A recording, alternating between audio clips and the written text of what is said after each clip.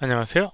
이번 영상은 만들어진 파티클을 시퀀스로 렌더링 하는 거에 대해서 한번 보도록 하겠습니다.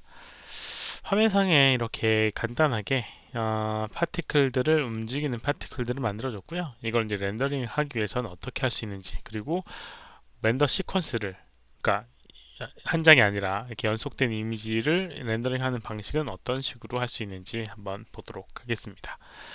우선 파티클이라고 하는 거에 조금 포커스가 있는데요. 이 파티클이라고 하는 거는 렌더링 할 수 있는 게 약간 제한적으로 있습니다. 예를 들면 마야 소프트웨어라고 되어 있는 상태에서는 이렇게 렌더링이 되지 않습니다. 마야 하드웨어 2.0이라고 되어 있는 부분은 이렇게 렌더링이 되게 되고요. 그 다음에 역시나 마야 벡터도 렌더링이 안 되고요. 그 다음에 마야 아놀드 렌더러는 렌더링이 되지만 실제로 이제 화면에 보이는 거랑은 조금 다르게 렌더링이 되는 걸 볼 수가 있습니다. 화면에 보이는 거는 조금 세팅을 해줘서 이렇게 이제 비슷하게라도 보이게 되는 부분이고요. 기본 설정에서는 이렇게도 안 보이게 될 겁니다. 아마도. 어찌됐건 지금 이 파티클을 렌더링 하기 위해서는 아놀드 렌더링이나 하드웨어라고 하는 걸 사용을 해야 된다는 거 우선은 알아야 하시는 부분이 있고요.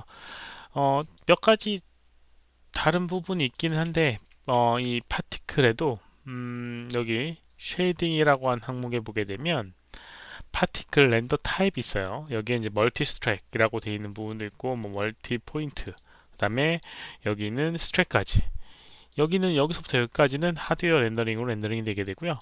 이 다음에 이렇게 블러비 서페이스, 클라우드, 그 다음에 튜브라고 하는 얘네들은 또 하드웨어 렌더링이 안 되고요.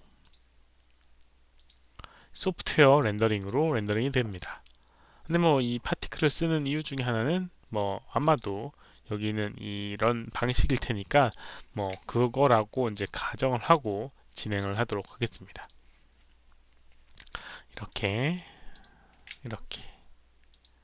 멀티 스택. 아무튼 이제 이렇게 해 줄 수 있는 게 이제 이 파티클이고요.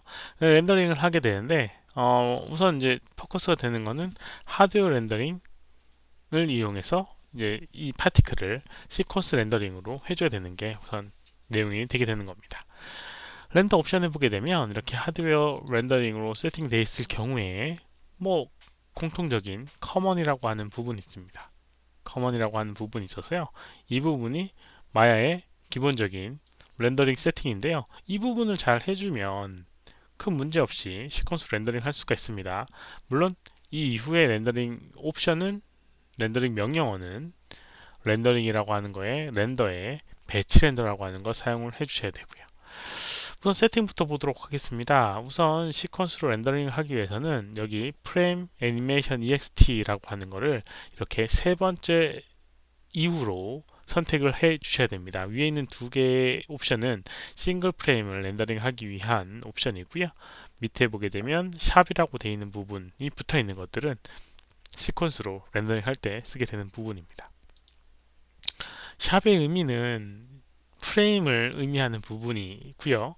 그 다음에 위에 이렇게 올려서 보게 되면 untitled 0, 100에서부터 png, 그 다음에 untitled 200 png 이런 식으로 프레임 넘버가 100프레임부터 200프레임까지 png 파일로 시퀀스로 렌더링 걸린다라고 세팅이 되어 있다는 걸 표시를 해줍니다.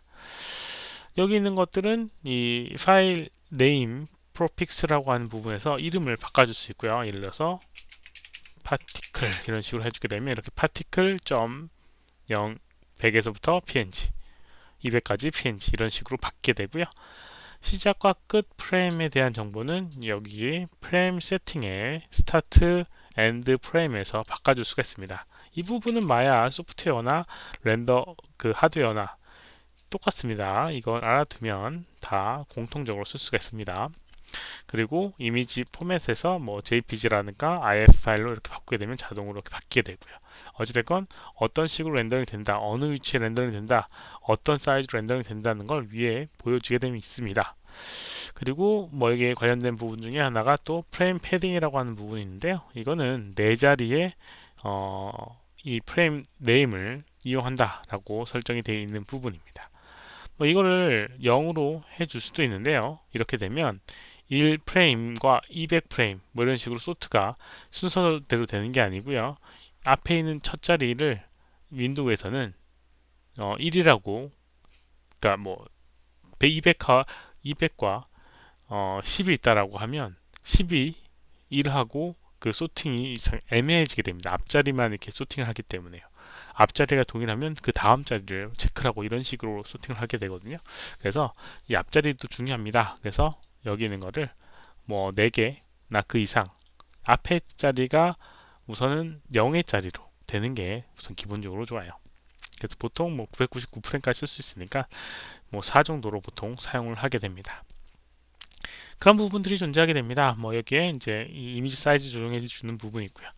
이렇게만 세팅을 해 주시고요. 여기 렌더에 배치 렌더를 이용해 주시면 아까 전에 설정한 그대로 1프레임부터 이렇게 100프레임까지, 200프레임이네요. 200프레임까지 IF 파일로 이 위치에 저장이 되게 됩니다. 렌더, 배치 렌더. 뭐 옵션에 들어가 보게 되면 이 옵션은 하드웨어 렌더링일 때는 뭐 특별한 옵션이 없다라고 이제 화면에 표시되고요. 만약에 소프트웨어라고 되어 있을 경우에는 렌더 옵션에 들어가게 되면 이렇게 뭐 프로세서라고 해서 CPU를 얼마 개 정도 쓸 수 있느냐라는 쓰겠느냐라는 옵션이 있습니다. 그래서 체크 끄게 되면 이렇게 개수를 지정해 줄 수도 있습니다. 아무튼 이렇게 해줄 수 있는 부분이 있는데, 이 하드웨어 렌더링은 말 그대로 그래픽 카드를 이용해서 캡처하는 방식이기 때문에 CPU의 그런 그 코어 수랑 전혀 상관이 없습니다. 그냥 화면에 있는 걸 그냥 캡처하는 방식이에요.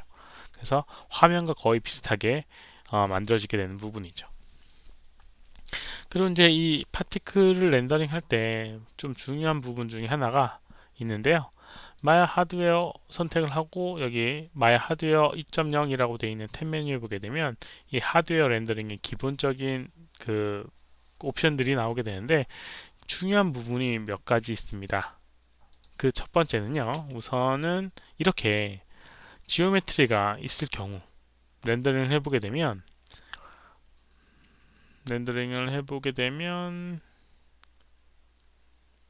이 지오메트리에 의해서 여기 있는 파티클들이 좀 간섭을 받아야 합니다. 그래서 예를 들어서 이런 식으로 겹쳐져 있다라고 하면 렌더링 할 때 이런 식으로 겹쳐져 있는 게 나와야 되는데 이게 기본 옵션으로는 안 되더라고요. 밑에 보게 되면 물론 이게 하드웨어라고 하는 게 예전 같은 경우는 파티클을 위한 파티클 렌더링 할 수 있는 옵션이 따로 있었는데 얘가 이제 이걸로 넘어오면서 이런 옵션이 기본은 아니게 됐어요. 여기 보게 되면 플로팅 포인트, 아니지, 렌더 옵션을 보게 되면 홀드아웃이라고 되어 있는 부분이 있는데 이걸 이용을 해주면 됩니다. 모드가 per 오브젝트라고 하는 걸 체크가 되어 있는 게 기본 상태예요. 이 상태에서는 그냥 오브젝트가 렌더링 되게 됩니다. 근데 all로 하게 되면 파티클 이외의 것들은 다 이렇게 매트가 생겨서 자연스럽게 만들어주게 됩니다. 아무튼 만약에 파티클을 렌더링 하고요. 그 다음에 그 중간에 이제 지오메트리가 매트가 돼야 된다라고 하면 이렇게 홀드아웃이라고 하는 걸 all 해주거나 선택한 오브젝트의 렌더 스테이터스를 홀드아웃으로 체크를 해주게 되면 이렇게 per 오브젝트를 해도 그 각각의 오브젝트에 홀드아웃 되어 있는 그런 오브젝트는 렌더링이 안 되고 간섭을 하게 됩니다. 아무튼 이 부분을 잘 알아야 되는 부분이 있고요. 밑에 보게 되면 이렇게 렌더링, 필터링 해주는 부분도 있습니다. 어떤 걸 렌더링 할지에 대한 것들, 이런 것들도 존재하게 됩니다. 뭐 이런 식으로 할 수 있는 게 이제 이 하드웨어 렌더링이라고 생각을 하시면 되고요. 만약에 아놀드로 렌더링을 한다 라고 하면 조금 달라지겠죠. 아놀드 렌더링을 한번 보도록 할게요. 아놀드 선택을 하고 렌더링 하게 되면 이렇게 렌더링이 되게 됩니다. 이렇게요. 화면에 보이는 거랑은 조금 다르게 렌더링이 되게 돼요. 왜 그렇게 되냐면 여기는 이 파티클을 선택을 해보게 되면요, 파티클 옵션에 많은 옵션들이 있는데 그 많은 옵션들은 하드웨어 렌더링을 위한 옵션들입니다. 여기 보게 되면 뭐 이런 파티클 사이즈라든가, 그 다음에 여기는 쉐이딩이라고 하든가, 그 다음에 여기는 칼라, 뭐 물론 칼라는 어느 정도 적용이 되긴 하지만 여기는 그 여러 가지 것들 모두 하드웨어 렌더링 할 때 쓰게 되는 거고요. 아놀드 렌더링에 쓰이는 부분은 여기 여러 가지 중에 아놀드라고 하는 탭 메뉴에 포함되어 있는 부분입니다.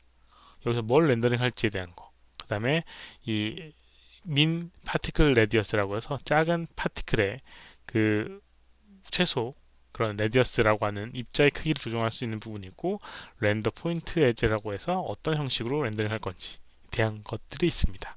그래서 지금 같은 경우는 포인트로 되어 있는 걸 모션 블러로 늘려놨기 때문에 이렇게 보이게 되는 건데, 기본적으로는 아마도 모션 블러를 없애게 되면 이렇게 렌더링이 되게 될 겁니다. 그래서 화면에 보이는 거랑은 조금 다르게 렌더링이 되는 걸 볼 수가 있어요.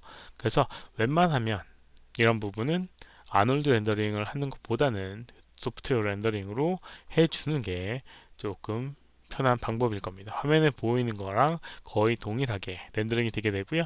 그 다음에 렌더 타임도 엄청 빠른 부분이 있어요. 그렇다고 해서 그만큼 퀄러티가 높아지진 않지만요. 파티클 렌더링이요.